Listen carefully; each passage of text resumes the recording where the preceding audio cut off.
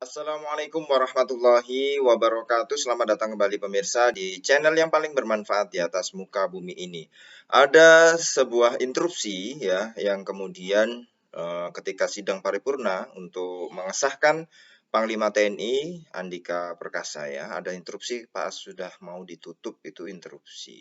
Nah, ini yang memimpin sidang adalah Ibu Puan Maharani yang kemudian mengabaikan interupsi tersebut ya.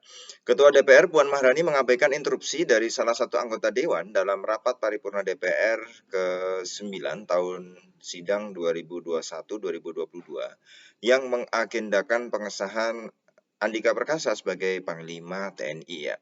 Interupsi terjadi sesaat setelah paripurna DPR menyetujui Andika Perkasa sebagai Panglima TNI. Setelah Ibu Puan mengetuk palu sidang, dilanjutkan dengan kalimat penutup, interupsi datang dari salah satu anggota dewan ya. Pimpinan interupsi pimpinan, kata anggota dewan tersebut. Ya, anggota dewan itu terus mengajukan interupsi, namun Puan tetap melanjutkan kalimat penutup sidang. Puan akhirnya berhasil menutup sidang tanpa memberi kesempatan anggota dewan itu berbicara. Nah, kemudian ada celetukan nih, gimana mau jadi capres, hak konstitusi kita enggak dikasih ya. Nah, itu kata anggota dewan tersebut. Dalam rapat paripurna ini, DPR mengesahkan Jenderal Andika Perkasa sebagai Panglima TNI pilihan Presiden Jokowi.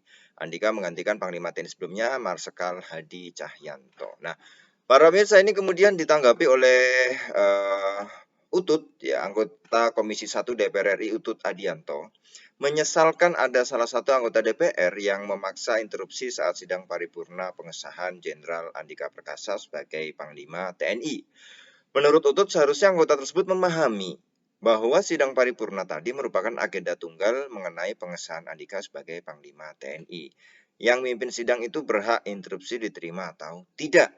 Tadi kan di awal sudah dibilang agendanya tunggal, yaitu masalah laporan Komisi 1 mengenai Panglima TNI. Kan sudah. Kan interupsi bisa di tempat lain supaya kesakralannya bisa terjaga ya. Sebelumnya ya kalau kita lihat tadi kejadiannya seperti itu ya, yang kemudian kemudian Utut menyebut anggota yang mengajukan interupsi berasal dari fraksi PKS, namun ia tidak mengetahui pasti siapa anggota tersebut. Ya, itu PKS, saya nggak tahu siapa orangnya ya. Nah, ini kalau kita lihat ya, anggota tersebut sebelumnya sempat menyampaikan nomor anggota 432.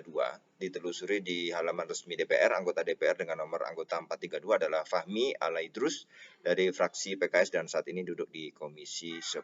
Nah, kalau kita lihat pemirsa ya, memang kalau sudah agenda tunggal itu tidak ada interupsi lagi karena tinggal laporan Komisi 1 dan pengesahan ya.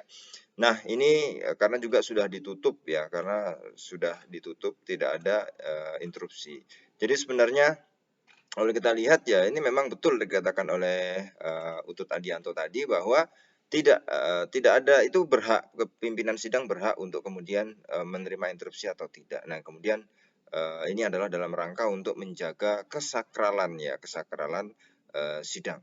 Kemudian terus apa hubungannya dengan capres atau tidak capres, itu sebenarnya ya tidak tepat juga ya. Nah, ini di sini para pemirsa kalau kita lihat dari kronologinya memang ya sudah ada, kami ucapkan terima kasih kepada yang terhormat. Nah, ini kata Ibu Puan Maharani, para anggota dewan dan hadirin sekalian atas ketekunan dan kesabaran dalam mengikuti rapat paripurna hari ini ya. Nah, itu kalau kita lihat memang bukan waktunya untuk interupsi ya, bukan waktunya interupsi ya. Kalau kita lihat ketika menyinggung tentang capres ya, sejumlah anggota DPR menengok mencari tahu keberadaan asal suara tersebut ya, bahkan terlihat dari balkon ruang sidang ya. Siapa itu yang ngomong capres, ujar anggota lain menanggapi hal tersebut ya. Nah, ini kita lihat bahwa memang itu cuma tinggal, kan kemarin fit and proper testnya di Komisi 1 dilaporkan layak, oke, disahkan oleh DPR RI. Hanya itu saja. Jadi tidak ada kemudian tanya jawab atau apa ya, itu kan sudah hasil digodok di Komisi 1 sebenarnya. Jadi memang tidak ada interupsi itu bukan berarti kemudian tidak demokratis, tapi memang bukan pada tempatnya untuk mengatakan atau adanya interupsi itu. Ya, kita harus memahami betul ya. Jangan sampai digoreng ke sana, digoreng ke sini. Iya, memang memang sudah pakemnya seperti itu. Artinya ya pertanyaan, jawaban itu terhadap itu adalah dalam rangka ketika masih di fit and proper test Komisi 1, ketika sudah Komisi 1 mengatakan kemarin kan sudah ada beritanya ya, Komisi 1 menyatakan layak, sudah ini ya. Kemudian dibawa ke sidang paripurna. Sidang paripurna hanya mengesahkan. Ya sudah selesai gitu kan. Apalagi yang mau diinterupsi atau hal-hal apa itu ya itu sebenarnya memang terletak pada kewenangan pimpinan sidang. Ketika pimpinan sidang mengatakan ya tidak menanggapi interupsi itu ya sudah selesai. Ya, itu memang saya rasa sendiri juga interupsi yang bukan pada tempatnya ya. Jadi itu bisa dipahami bersama para pemirsa ya.